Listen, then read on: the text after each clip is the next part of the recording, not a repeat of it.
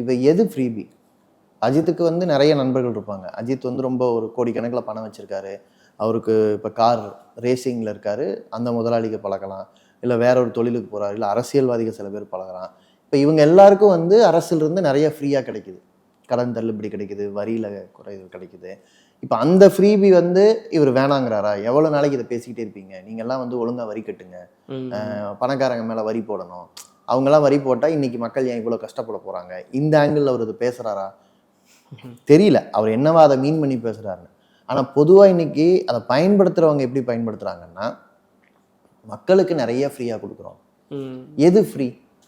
இப்போ நீங்கள் எல்லாருக்கும் வந்து இலவச மருத்துவமனை கட்டி வச்சுருக்கீங்க, இல்லை ஸ்கூலில் வந்து படிக்க சொல்லி கொடுக்குறீங்க. இது ஃப்ரீயா? இது வந்து டியூட்டி.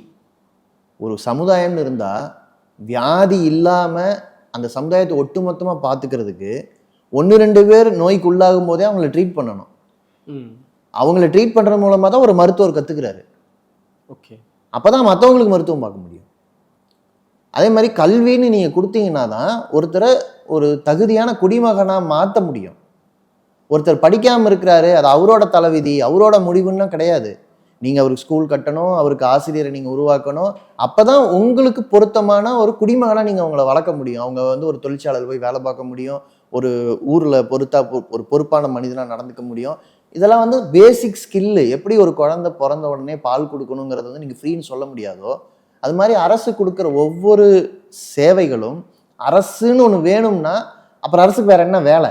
நான் தான் கேட்பேன், உனக்கு வேற என்ன வேலை? இப்போ அம்மாவும் அப்பாவும் குழந்தைய வளர்க்கணுங்கிறது வந்து நீங்கள் ரொம்ப நேச்சுரலாக ஆக்கிட்டீங்கல்ல. அது மாதிரி தானே ஒரு ஒட்டுமொத்த சொசைட்டின்னு இருக்கும்போது சொசைட்டியோட நிர்வாகத்துக்கு அந்த சொசைட்டியோட தேவைக்கு நீங்கள் பண்ணி தான் ஆகணும் அப்படின்னு ஒன்று இருக்குல்ல.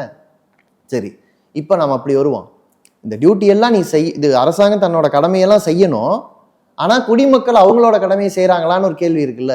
இது எப்படி இது ஒன்றுக்கு எதிரி இன்னொன்று ஆகுதுன்னு தான் நான் கேட்குறேன். அதுதான் நான் முக்கியமாக கேட்க வேண்டியது. நீங்கள் உரிமை கேட்குறீங்க, கடமை செஞ்சீங்களா அப்படின்னு கேட்குறதுக்கு இது யாரோட வாய்ஸ்? இதை மக்கள் யோசிக்க ஆரம்பிக்கணும். கடமையை செய்யணுங்கிறது தனி பாயிண்ட். ஓகே, கடமைங்கிற விதத்தில் நான் என்ன பார்ப்பேன்னா, ஒவ்வொரு இப்போ ஈவன் அஜித் உட்பட மற்றவங்க உட்பட உங்களோட பொலிட்டிக்கல் லைனை நீங்கள் ஓப்பனாக பேசணுங்கிறது கடமைன்னு நான் பார்ப்பேன்.